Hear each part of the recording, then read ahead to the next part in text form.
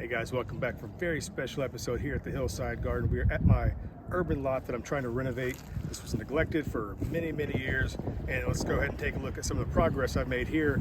It's February, it's a nice sunny day, so we're not going to waste it. Been clearing a lot of brush, clearing a lot of old grapevines and some briars and just horrible things around here. So let's go for a little quick tour and see what's going on, see what we've done so far, and talk about the future plans here at the urban lot. So let's get started. All right, so if you check out this over behind me, this technically isn't my urban lot, but this is sat just vacant and unmanicured or untouched for years and years and years.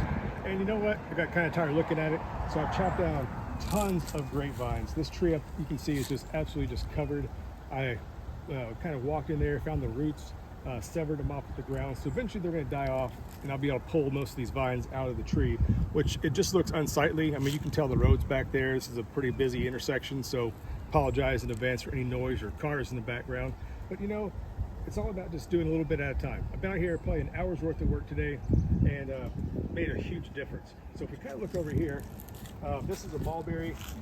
Showed this maybe last year. I grew this from a cutting. The deer kind of tore it up last year, but it seems to be have survived at least. But you know what? It's okay. It's a native mulberry tree. Hopefully it adds a little bit of fruit or just a little bit of, you know, it'll make it look nice. Okay, that's what I'm trying to get at. But if you look at these beds, one thing I want to talk about these beds. So this lot is just basically, like I said, they bulldozed some houses years ago and it's kind of just forgot about it. So as I've been trying to dig these little beds, these are the actual rocks right here that came out of just right here. Okay, so that not just in an urban setting, or you know, if you're farm or garden, utilize every resource you have. Okay, this was free. It would cost so much money to buy stone and bring it in for this kind of rustic looking flower bed. But yeah, like I said, use whatever you have. Don't let anything go to waste. All right, especially when you're trying to do something cheap and do the most good for the least amount of money. So let's go ahead and continue on over here. What we have, and if you look in this bed here, it's a lavender I had that I just didn't have room for. I grew it, I think I was either from a cedar cutting. I had no room for it at my actual home garden, so I put it out here to see what would happen. And it seems to have survived the winter. Next to that are some lily bulbs. Again, they just didn't have room for them back at the house, so put it out here to see how they would do. Lilies, I'm pretty sure are gonna get gnawed to death by the deer, but you know what? We'll give them a fighting chance. So checking out this, these are actually daffodils or narcissus, whatever you want to call them, the beautiful yellow flowers you see in the early springtime. These have apparently naturalized. They were probably planted here years ago by whenever there was a house. I looked up the property. These little tiny houses were built in the 1940s, I think 1940 or 1941 to be exact. So these might have been here that long. But yeah, so I mean, that's an added bonus. So those planted themselves, so that's something I didn't have to do. Just, you know, when you get a new property, just all 4 seasons you need to observe, okay? Before you go making drastic changes, just observe things. You never know what may actually already be there, okay? So let's check out some more and keep this tour going. Now, checking out this rock wall here, that's a pretty awesome feature. You could kind of see it poking through from the road where I first got this property. But if you look above the wall, there's some plants up there. We're gonna do a tour up there, so don't worry. But that fence in the back, that's actually where the property line goes to. And to be honest, when I got this, I didn't even know there was stuff back there. It was full of brush and trash and just briars, and you couldn't even see the fence. So I did confirm, this property does extend back to that fence, but as you can see, it's cleared off, and you'll see how much stuff I had to take out from up there once we get up there. But you know, moving on, we'll kind of look down here at this bed here.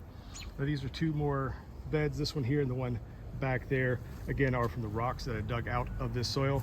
Now, I don't know exactly where, but I think the back of this bed is actually solid rock. Okay, it is the actual, not a foundation, a cement, it is the actual mountain. Okay, we live in the mountains, and that is a solid rock. So even on solid rock, you can still grow things. Just make a raised bed. I was fortunate enough to have these rocks present already here, but we're going to grow up. Okay, so make sure you grow plants that have shallow roots.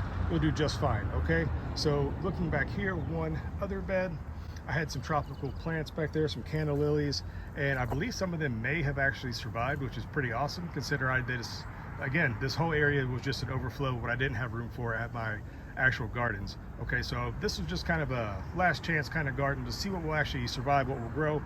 And yeah, but checking out over here, this is just some of the damage. All of these, you know, scrubby little bushes and grapevines and things with spikes all over them. I've been clearing brush and just vines for days. It seems like never-ending supply. But we're getting a little bit of progress, but I'm gonna leave the best for last. I'm gonna show you a very exciting find, something over here, and something we've actually kind of helped restore today. It's made a big impact on the overall appearance of this urban lot, and just making it, you know, look more presentable and actually usable and less overgrown, wild, and neglected. All right, so you know the theme, guys. Finding more and more trash. Now up above the rock wall that I showed you were these old cinder blocks that who knows how they got there.